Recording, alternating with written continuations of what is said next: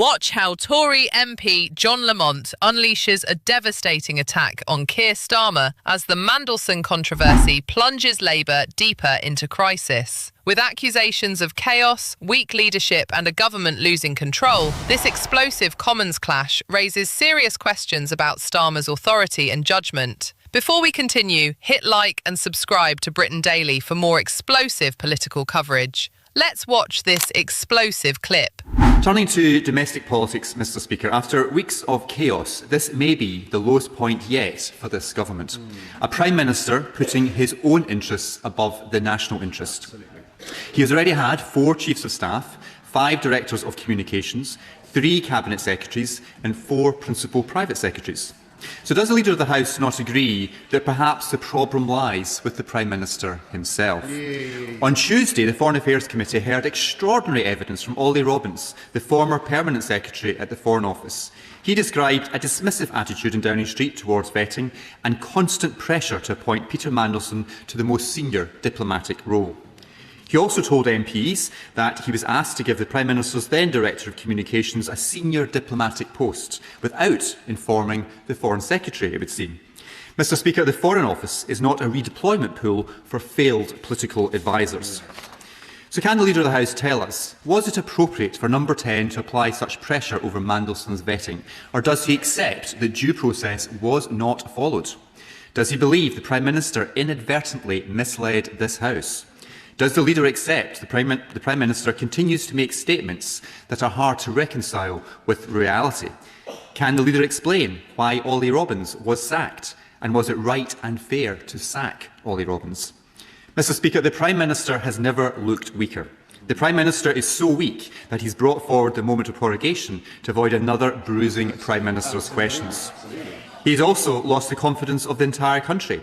So when will Labour MPs finally stand up for their constituents and join us in removing this dreadful Prime Minister?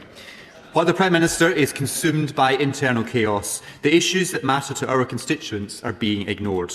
Energy bills are soaring, particularly for those in rural communities relying on heating oil. People are struggling to find work. Decisions on funding our national defence are being delayed despite global threats. At the same time, government backbenchers and cabinet members brief against each other, plotting over the Prime Minister's future.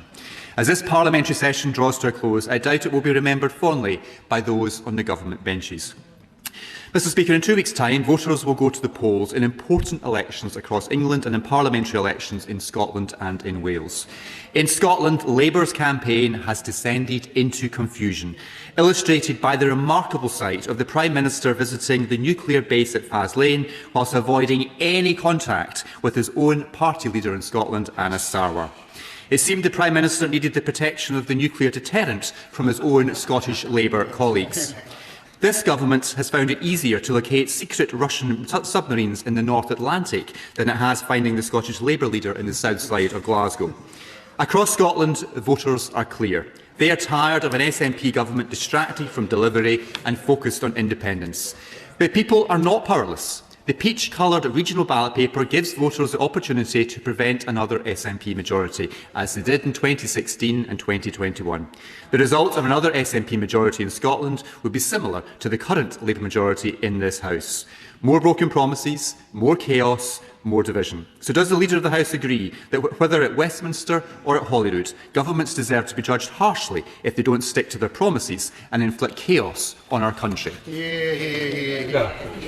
Thank you, Mr Speaker, and certainly join the honourable gentleman in welcoming the birth of Lila. And wish her and her parents all the very best indeed. Mr Speaker, today is St George's Day. I want to wish everybody a happy St George's Day. During this week, Mr Speaker, we have celebrated the centenary of the birth of Her Majesty Queen Elizabeth II, and it has been announced that a trust will be established in honour of the life of the late Queen. The trust will focus on restoring shared spaces in communities, reflecting the late Queen's commitment to public service, inspired by the belief that everyone is our neighbour, and that, Mr Speaker, is a lesson that we should all seek to live by. As I said, Mr Speaker, last week the government has made clear its commitment to tackling anti-Semitic attacks. Following the incident this week, I want to restate our position that attacks on British Jews are an attack on all of us. We will do whatever it takes to stop those who seek to intimidate our Jewish communities. Mr Speaker, we are approaching the end of the session, and at its conclusion, this parliamentary session will see the delivery of more than 50 government bills, and we will continue to build on this in the next parliamentary session. I want to say something about capita, Mr Speaker, and a statement was made to this House which provided an update on capita and civil service pensions.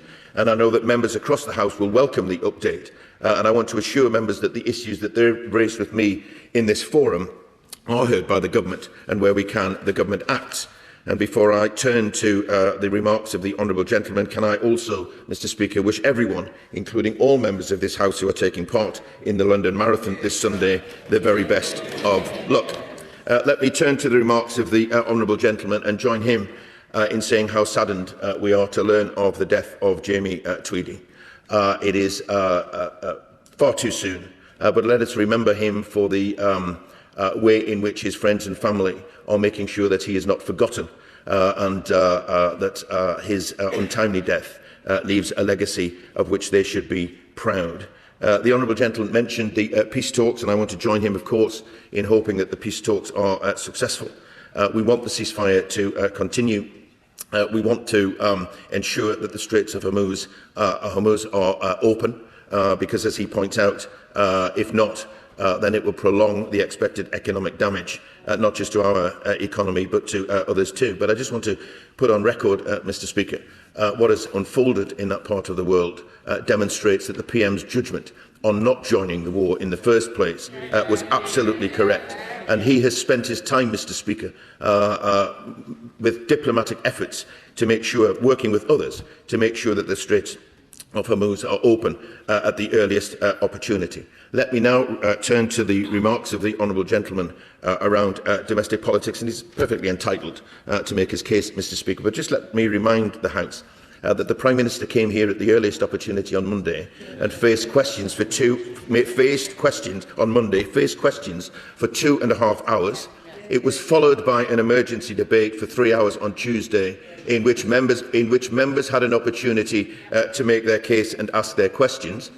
The Prime Minister faced Prime Minister's questions for about 45 minutes yesterday, in which he was questioned extensively on this. The Foreign Affairs Select Committee is doing its job in holding decision makers to account. And there have been numerous opportunities, Mr Speaker, including Cabinet Office questions which have just finished, for other questions to be put on the question of Peter Mandelson.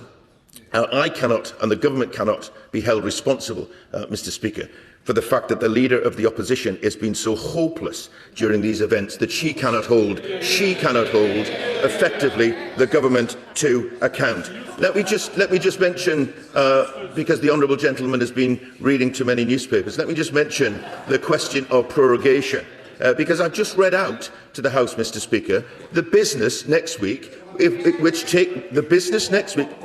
Order. Mr Stafford, we're getting very carried away, please. Enjoy yourself on the front bench. It's not the place to be thrown out from. Come on.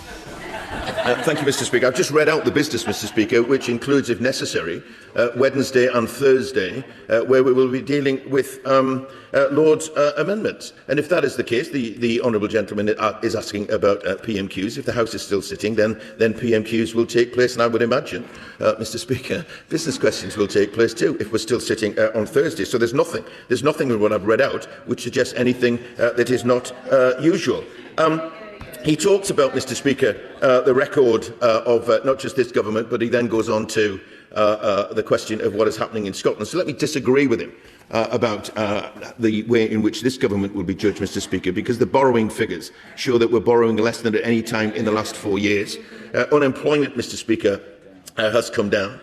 Inflation and interest rates were falling, and waiting lists are coming down too. Now, I accept, Mr Speaker, that we are facing the turmoil of the fallout from the situation in the Middle East. But let me just say to the House that when these events happen, this country, as a result of the action that we have taken in the last 2 years, are much better placed to see out these challenges than the previous government was. But let me also, however, my final point is, I'm going to agree with the honourable gentleman in what he says about the situation north of the border, at least as it pertains to the SNP. The voters suggest, Mr Speaker, that they are tiring of the SNP government. After 2 decades in government, it is time for change. The SNP have had the biggest settlement since devolution, and they are failing across the board on public services. And I expect that voters will want to take that opportunity to make their position clear. But let me finally disagree with them, because the way to do that is to vote Labour. What a brutal and politically damaging exchange that was. John Lamont didn't just criticise government policy, he went straight for the Prime Minister's leadership. His argument was simple but devastating. After weeks of controversy surrounding the Mandelson affair, Labour now looks distracted, divided and consumed by internal chaos. For many viewers watching at home, this debate is about something much bigger than Westminster politics. It's about trust. People can forgive mistakes, but they struggle to forgive leaders who appear unable to take responsibility or maintain control when things go wrong. That's why moments like this resonate. Families across Britain face difficult decisions every day. They balance budgets, pay rising bills, worry about jobs, and try to plan for the future. They expect those running the country to show competence, stability, and accountability. Instead, critics argue that the government has spent weeks fighting political fires of its own making. The Mandelson controversy, the questions surrounding the vetting process, and the apparent tensions within Labour have all fueled concerns that the Prime Minister's authority is beginning to crumble. Lamont's speech reflected a growing opposition narrative, that Labour promised stability and change, but is now delivering confusion and uncertainty. Whether voters agree with that assessment remains to be seen, but the political pressure on Keir Starmer is clearly intensifying. As Parliament heads toward another crucial political period, the question is no longer whether Labour faces criticism. The question is whether Starmer can restore confidence before the public reaches its own verdict. What do you think? Is this a genuine leadership crisis, or just another political storm that will soon pass? Let us know in the comments below. And don't forget to like, share and subscribe to Britain Daily for more explosive Commons debates, PMQs clashes and breaking UK political news.